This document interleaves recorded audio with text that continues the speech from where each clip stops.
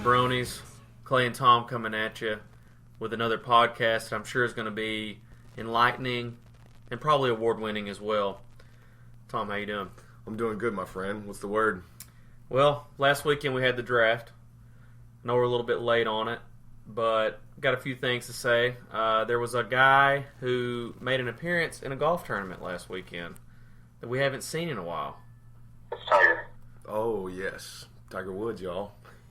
He did pretty well for the first 3 rounds, and I think the last round he pretty much blew up. Triple bogey on 11. I think his biggest problem was that he didn't have a Perkins trip lined up. Well, you got to have a Perkins trip lined out. That's just how he operates. You know what I mean? I'm pretty sure this is what was going on. Hey, it's Tiger. I need you to do me a huge favor. Can you please, Meet me at Perkins? It was one of the most watched golf tournaments of the year, though, so I'm somewhat excited to see Tiger back in action. Hey, any of you guys want to go to Perkins? I always wanted to say this. For shizzle. Speaking of Perkins, we all convened at Fox and Hound last weekend for the draft. Pretty good show out. We had 10 people with Josh, who randomly showed up, and we had Pele, Domo Cherogato, Mr. Roboto. Yeah, via computer, and that was good. That was good that we had all 10 people there, else it would have been all messed up. I think that 9, that uneven number, would have thrown Cromer's brain into shutdown. He wouldn't have been able to comprehend that. He was barely able to comprehend the draft. He was face deep in some wings. I don't even know if he was awake half the time. I will say this, thanks everyone for showing up to the draft. Although I feel really sorry for my man Spencer Barksdale. Jordy Nelson in the second round. For shizzle. Taking Jordy Nelson in the second round was a good pick at the time, but probably hours after that pick, done. Yeah, goes down hard. And your favorite friend, the Ginja Ninja, his 13th round pick, Devontae Adams, skyrockets up the board. Oh my goodness, that smoke son of a bitch was all over with that Devontae Adams, wasn't he? So Spencer, I have something for you. Shame sandwich with a side order of shit. I feel sorry for you, man. No, we all do. But let's move on to this Thunder Cookie here. Now there's only one thing left. A Thunder Cookie. Well, I've got to go with Martavis Bryant as my first Thunder Cookie. For one, I drafted him. It was going to be his breakout year. He was going to be excellent. But I found out that he is going to be suspended for possibly 4 games due to 4 failed drug tests for marijuana. I'm here today because I'm addicted to marijuana.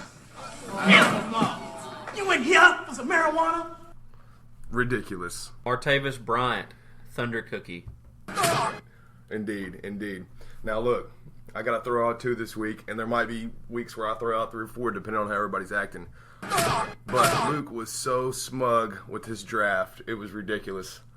Oh my God, look where I got Arian Foster. Look where I got Devontae Adams. Oh, my team is so awesome. Boing. Luke, Thunder Cookie. Yeah, we probably need a couple more of those. There we go. All right.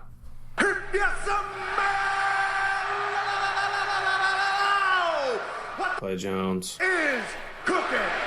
All right, guys. Got me a list here. Got a number for the week. Number of the week is 31. And what exactly does 31 come into play here? ESPN Fantasy Champions of 2014 across all of ESPN Fantasy. There was 5 names that appeared on the most champions. Interesting. Who do you think was number 1 on the list? I'm going to take a stab here and say my man DeMarco Murray. It's actually a very good guess. He's on the list. No way. Right on. The number 1 player on the list, 31% of championship football teams last year, Odell Beckham Jr. Wow. Number 2, Antonio Brown. Number 3, C.J. Anderson. Number 4, your boy DeMarco. And number 5, Le'Veon.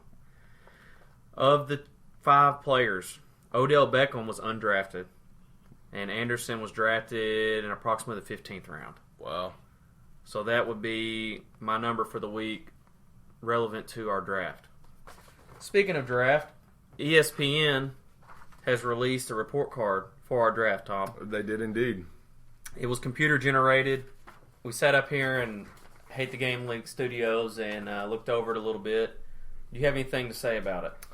Well, based on what I see, they did a pretty good job of picking and scoring everybody's report card. For one, I got an A.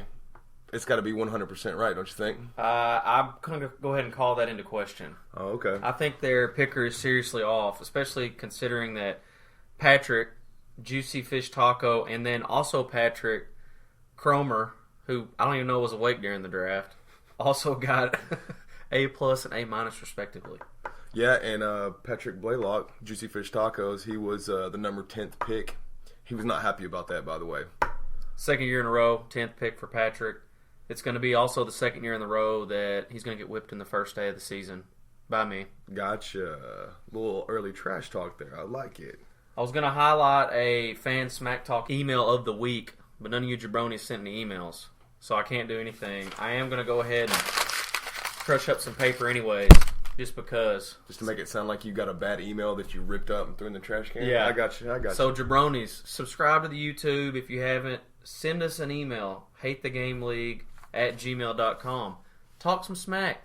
Throw something out there for Tom and me to talk about. It'll be fun, I promise. I will highlight a smack talk of the week since it's only gotten one view. In Josh's interview, he talked about Cody, and he mentioned that Cody cannot read very well.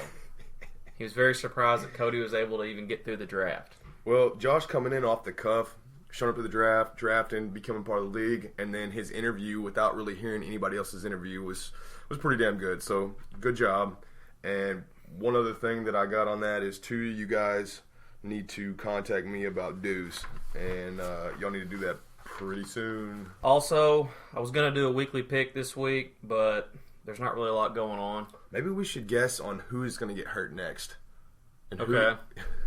My guess, if I had to say who's going to be the next guy to go out, I'm going with LaShawn McCoy. LaShawn McCoy? Yeah, I can see that, especially since he's playing at, what is he, Buffalo now? Yeah. Well, I'm going to go with RG3. Now, whether he gets injured or just cut, he's still going to be out. I actually drafted LaShawn McCoy in another league, so me and Luke are going to be hoping that doesn't happen. Last thing I got for this week, guys, is next week there will be a weekly picks write-up. And I have a feeling it's maybe one of the best pieces of sports writing in the history of sports journalism. Clay is going to write an amazing startup for the weekly pick segment. That'll set the pace for everybody else for the rest of the year. So Yeah, definitely. The bar is going to be set so high, I don't know if anyone else is going to be able to obtain it. that could be possible. So next week, look forward to us making our picks, both for the league and for maybe something else. That's all I really got. I'm going to give myself a Thunder Cookie.